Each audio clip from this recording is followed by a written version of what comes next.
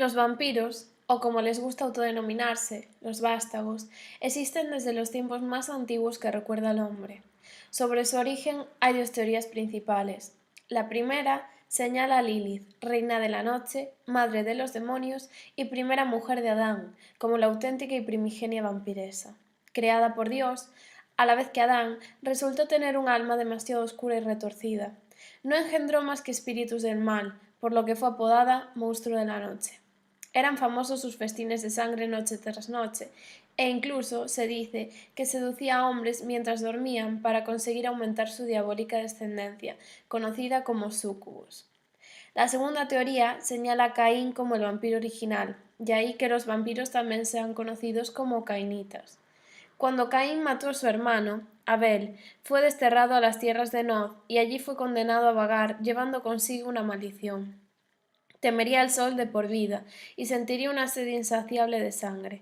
En su exilio coincidió con Lilith, que le enseñó a canalizar el poder de la sangre para aumentar su fuerza como vampiro. Aunque la historia de los vampiros se remonta milenios atrás, su máximo apogeo se produjo entre los siglos XV y XVI en Europa, principalmente en Rumanía y Hungría. De hecho, Transilvania, región central de Rumanía, es conocida por ser la cuna de los vampiros, y donde pasó gran parte de su vida el más famoso de todos ellos, el conde Val Drácul, más conocido como conde Drácula o también como el empalador, apodo que ganó debido al gran placer que sentía comiendo ante los cuerpos empalados de sus enemigos. Vlad Drácul fue uno de los más crueles vampiros de la historia, del cual hablaremos más adelante al tocar la figura del vampiro en la literatura, abarcando en primer lugar, como cabía de esperar, Drácula de Bram Stoker. En este trabajo no solo voy a tratar las diferentes representaciones de Drácula en el arte, sino de todos los vampiros en general y su evolución con el paso del tiempo. Los vampiros suelen ser representados de diferentes maneras, depende del libro, serie o película de la que hablemos, ya que actualmente está mucho más sexualizado y nos lo hacen ver como una mujer u hombre realmente atractivo, cuando anteriormente no era así. Las características y habilidades de estos también cambian, y algunos mitos, como por ejemplo el de que solo pueden morir mediante una estaca o que no pueden salir a la luz, no siempre son acertados. Es ahora donde me toca empezar a hablar del vampiro más importante de todos en la literatura, el conde Drácula. Drácula es una novela de vampiros del escritor irlandés Bram Stoker, publicada en 1897. Es un personaje que fue expandiéndose a medida que el cine se nutrió de sus características esenciales, muchas veces irreconocibles para los que no leyeron la novela. La primera leyenda en torno a la creación de Drácula afirma que Bram Stoker fue asesorado por Armin Bambery, un profesor húngaro especialista en el folclore rumano. La segunda, acaso la más difundida, sostiene que el autor se inspiró en la diabólica astucia de un antiguo príncipe de Valaquia. Hablamos nada menos que de Vlad Tepes. Lo cierto es que la novela Drácula empezó a escribirse antes de que Bram Stoker tuviese alguna información sobre Vlad Tepes. De hecho, el primer nombre del vampiro en los borradores de la novela es el lacónico Count Vampire. Más curioso resulta el porqué de la asociación posterior entre el Drácula histórico y los vampiros. En principio, se trató simplemente de una afinidad sonora. Bram Stoker leyó una biografía de los principados de Valaquia y allí apareció el nombre de Draculea. Al autor le gustó y desde ese momento comenzó a instruirse sobre las características del príncipe.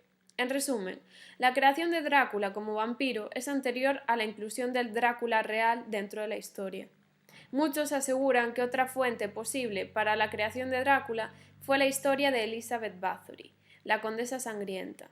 No obstante, este punto es ampliamente discutido. A partir de esta novela se han hecho diversas adaptaciones de la historia del conde Drácula, centrándose solo en su figura, en el cine, comenzando en el año 1922 con Nosferatu. Se ambienta en el año 1838, en la ciudad de Wisborne. Es bien sabido que esta película es la primera adaptación de la gran novela de Bram Stoker, pero cambiando nombres y localizaciones con la intención de evitar pagar derechos de autor. Esto va a ser también el comienzo de la importancia de la figura del vampiro en el arte y su deformación física a lo largo de los años.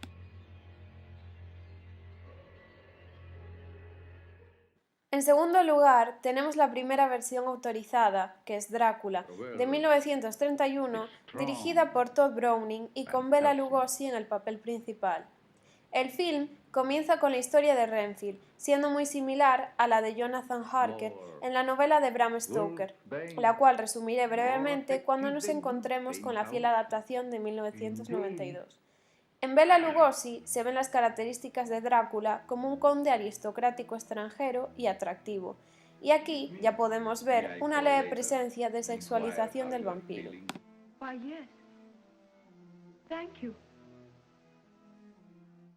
Luego vino Drácula, Príncipe de las Tinieblas, de 1966, interpretada por Christopher Lee.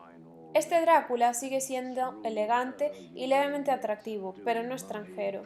En esta versión se utilizan los mismos nombres de la novela, pero los personajes son distintos y tienen diferente relación. Es una versión más sangrienta que las anteriores, donde se nota la novedad del color, enriqueciendo así la película. Aquí también ya vemos la desaparición de uno de los mitos, el de la relación entre murciélago y vampiro. Para finalizar con la figura del famoso conde, tenemos a la maravillosa Drácula de Bram Stoker, dirigida por Francis Ford Coppola y protagonizada por Gary Oldman, quien marcará la década de los 90. Esta versión se podría considerar la más fiel a la novela, porque todos los personajes están presentes, la secuencia de hechos es la misma y las relaciones entre los personajes también. Así pues, como breve resumen de la novela, decir que se inicia cuando un joven abogado de Londres, llamado Jonathan Harker, quien a su vez está prometido con la bella institutriz Wilhelmina Murray, Mina, se encuentra en la ciudad húngara de Bistri. Desde ese lugar, y con motivo de cerrar unos negocios, deberá viajar hasta el remoto castillo del conde Drácula, situado en Transilvania, concretamente en los Montes Cárpatos. Pero hay un detalle agregado que no se encuentra en el libro. El objetivo de todo lo que realiza Drácula es recuperar al amor de su vida, la princesa Elisabetta, reencarnada en Mina Murray, la prometida de Jonathan Harker. Esto, agregado a la personificación brillante de Gary Oldman, compone un Drácula muy diferente del que imaginamos al leer a Stoker. Conquista al espectador y provoca adhesión total. Es la primera versión en la que queremos que Drácula triunfe. Esta película será la que dará el comienzo a la figura de un vampiro más romántico y con su propia historia de amor, y a un vampiro físicamente mucho más atractivo. No podemos olvidarnos de mencionar otras dos películas relacionadas con la famosa novela. La primera es La Liga de los Hombres Extraordinarios de 2003, dirigida por Stephen Norrington, en la cual vemos al personaje de Mina Harker interpretada por Peta Wilson, en donde ya podemos ver a una vampiresa no tan inocente y frágil. En segundo lugar, tenemos a Van Helsing, del año 2004, dirigida por Stephen Sommers. Aquí no solo vemos al conde Drácula y a sus tres novias, sino que ya presenciamos la unión en un mismo argumento de dos seres sobrenaturales que tienen una relación conflictiva entre ellos, el hombre lobo, protagonizado por Hugh Jackman, y el vampiro, por Richard Ross. Otra película, mucho más actual, en concreto del año 2014, llamada Drácula, la leyenda jamás contada, protagonizada por Luke Evans, narra la trágica vida de Vlad Tepes, o el Empalador, qué dilemas tuvo que afrontar y cómo se convirtió en vampiro. Esta película no está en sí basada en la novela, sino en sus orígenes.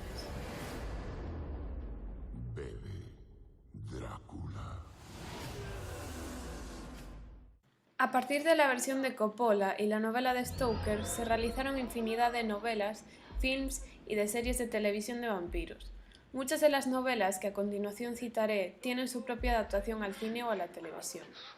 La primera novela de todas en surgir es la de Entrevista con el vampiro de 1976, la primera novela de Anne Rice con la que se inicia la turbadora saga Crónicas vampíricas. Es considerada hoy como una de las obras maestras de la literatura de terror. En esta novela y en su adaptación al cine de 1994, que cosechó un gran éxito de público en su versión cinematográfica, realizada por Neil Jordan y con Tom Cruise y Brad Pitt en los papeles principales, ya podemos ver de nuevo a un vampiro no solo más romántico, sino más humanizado. Desde aquí ya podemos hablar de otro concepto del vampiro, no solo físico, sino que también psicológico.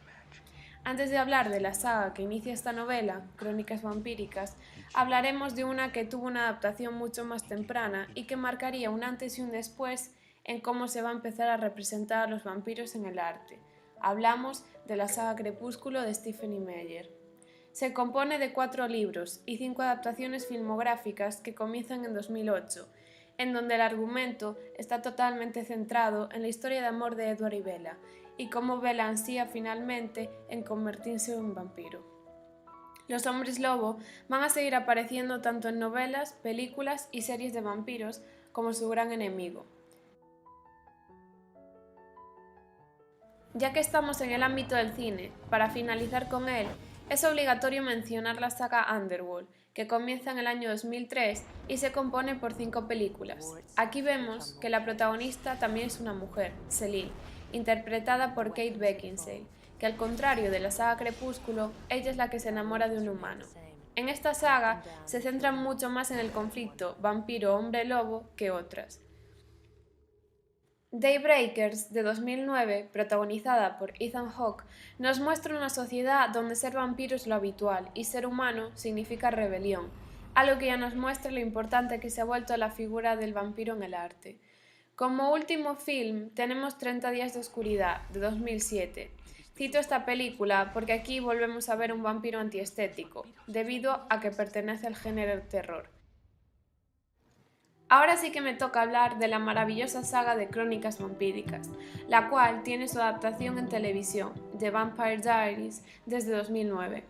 No solo vemos diversas historias de amor, aunque la principal sea un triángulo amoroso entre los protagonistas Damon, Elena y Stefan, interpretados por Ian Somerhalder, Nina Dobrev y Paul Wesley, sino que vemos tanto a vampiros con humanidad como sin ella, los denominados Reaper, y diversos seres sobrenaturales aparte de los vampiros, hombres lobo, brujas, doppelgangers y hasta híbridos.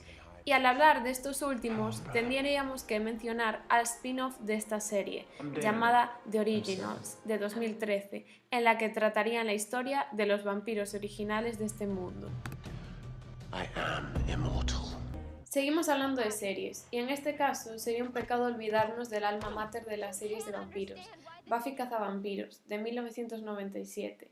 El argumento gira en torno a Buffy, una estudiante de secundaria que es acogida por el destino para ser The Hunter y luchar contra las fuerzas del mal, en concreto contra los vampiros, aunque acabe enamorándose de 2 de ellos. Vemos similitudes con las anteriores series que he mencionado, ya que éstas se han nutrido de Buffy.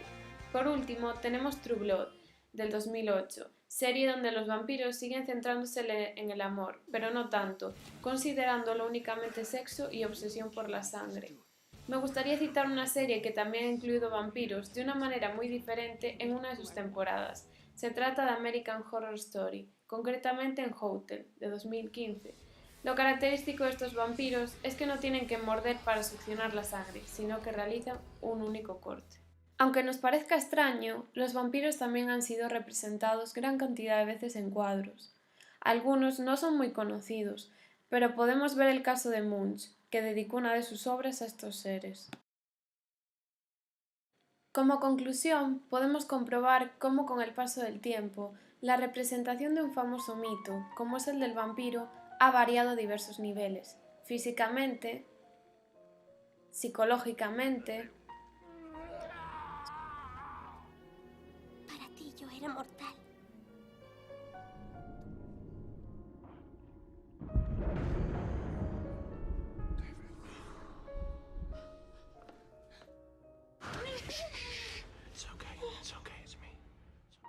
Sus características y sobre todo su fusión con otros seres. No es, ni mucho menos, algo negativo, ya que gracias a ello nos enriquecemos más, desde el terrorífico Nosferatu hasta los atractivos vampiros de hoy en día.